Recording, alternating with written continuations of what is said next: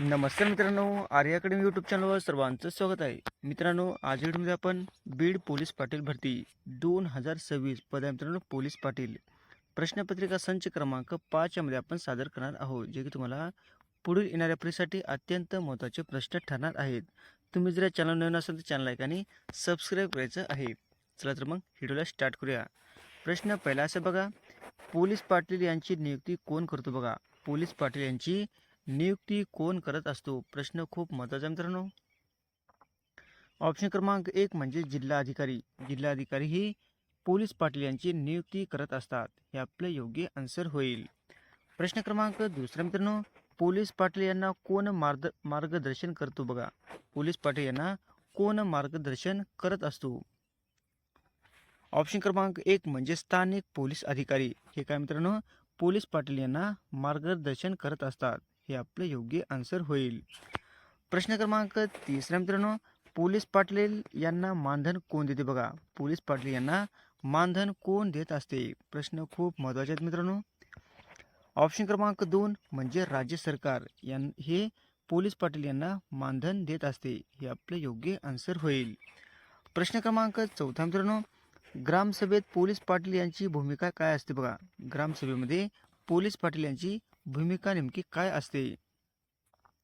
Option क्रमांक 3 म्हणजे सल्लागार. सल्लागार काय मित्रांनो, ही पोलीस पाटील यांची भूमिका असते. काय असते मित्रांनो? सल्लागार देणे, म्हणजे सल्ला देण्याची भूमिका त्यांची मेन असते.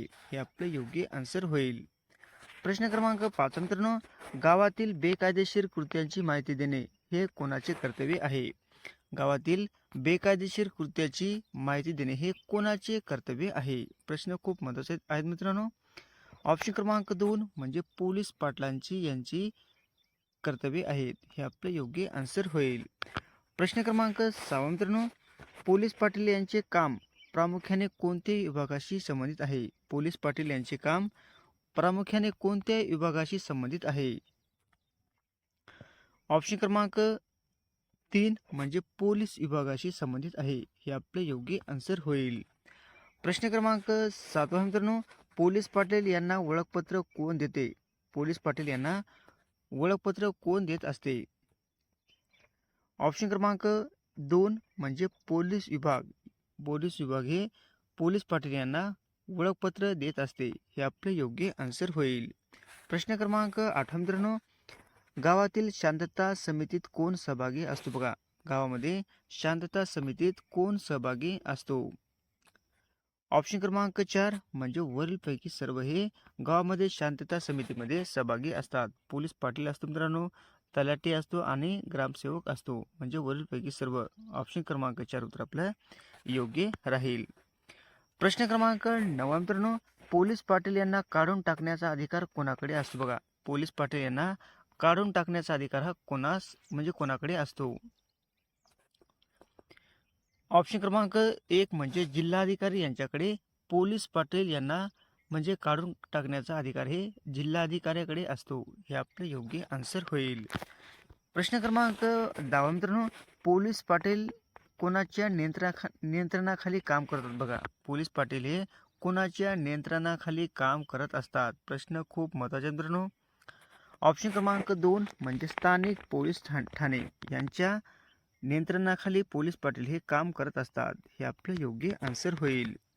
प्रश्न क्रमांक 11 मित्रांनो, पोलीस पाटील यांचा कार्यकाळ साधारण किती असतो? बघा, पोलीस पाटील यांचा साधारण कार्यकाळ किती वर्षाचा असतो? ऑप्शन क्रमांक 3 म्हणजे 5 वर्षाचा सर्वसाधारण हे कार्यकाळ आहे. हे आपले योग्य आन्सर होईल.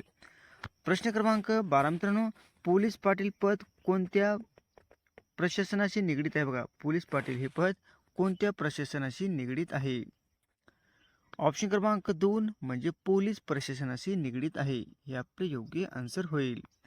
प्रश्न क्रमांक 13 मित्रांनो, पोलीस पाटील कोणत्या कायद्याअंतर्गत कार्य करतात? बघा, पोलीस पाटील हे कोणत्या कायद्याअंतर्गत कार्य करत असतात? ऑप्शन क्रमांक 1 म्हणजे पोलीस अधिनियम. काय मित्रांनो, सॉरी, ऑप्शन क्रमांक 2 आहे मित्रांनो, पोलीस अधिनियम यानुसार कायद्यानुसार पोलीस पाटील हे कार्य करत असतात? काय मित्रांनो, पोलीस अधिनियम हे आपले योग्य आन्सर होईल. प्रश्न क्रमांक 14 मित्रांनो, पोलीस पाटील यांचे मुख्य कार्यक्षेत्र कोणते आहे बघा. पोलीस पाटील यांचे मुख्य कार्यक्षेत्र कोणते आहे? ऑप्शन क्रमांक 3 म्हणजे गाव पातळीवर त्यांचे कार्यकर्ते म्हणजे कार्यक्षेत्र आहे. हे आपले योग्य आन्सर होईल. प्रश्न क्रमांक 15 मित्रांनो, पोलीस पाटील कोणाचे सहाय्यक मानले जातात? पोलीस पाटील हे कोणाचे सहाय्यक मानले जातात?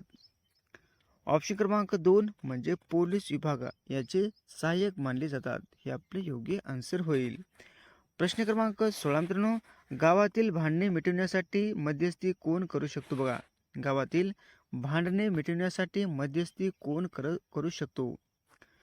ऑप्शन क्रमांक 1 म्हणजे पोलीस पाटील हे गावामध्ये भांडणे झाल्यास मध्यस्थी करू शकतो. हे आपले योग्य आन्सर होईल.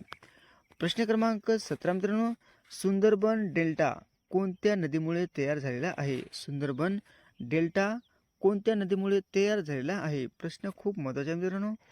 ऑप्शन क्रमांक 1 म्हणजे गंगा आणि ब्रह्मपुत्रा. हे आपले योग्य आन्सर होईल. प्रश्न क्रमांक 18 मित्रांनो, भारतातील सर्वात मोठे गोड पाण्याचे सरोवर कोणते आहे? भारतातील सर्वात मोठे गोड पाण्याचे सरोवर आपल्याला सांगायचे आहे.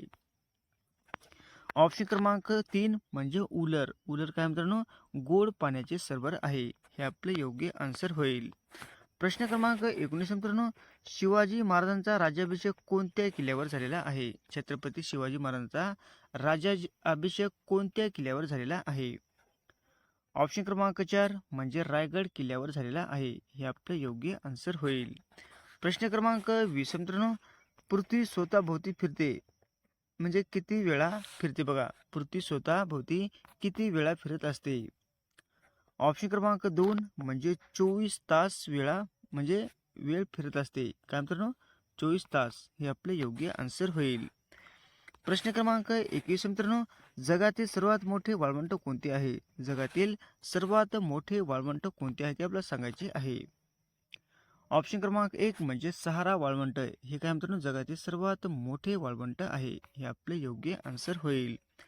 प्रश्न क्रमांक 22 मित्रांनो, पानिपतची पहिली लढाई केव्हा झाली बघा.